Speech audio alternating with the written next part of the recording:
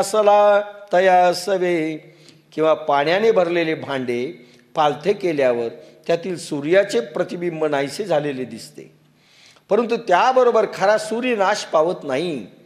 जीव रूपाने पाण्याने भरलेले देहरूप भांडे पालथे झाल्यावर त्यातील आत्मसूर्याचे प्रतिबिंब नाहीसे झालेले दिसते, पण त्यांचे कसे होते, काय होते, हे सांख्य किंवा ज्ञानयोग स्थितीत कळते.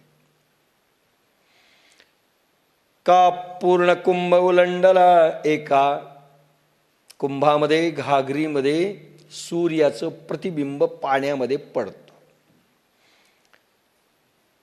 तेथ बिंबाकार दिसे भ्रंशला, परिभाणू नाही नासला तया सवे. पण ते भांड फुटलं, मातीचं कुंभ फुटला, काय होईल?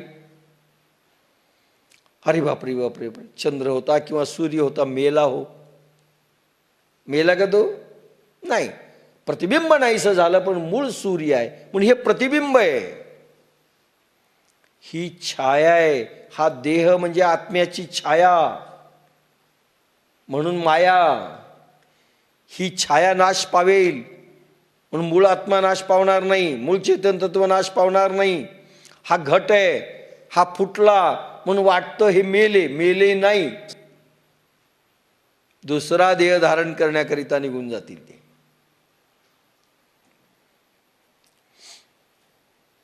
ना तरी मठी आकाश जैसे.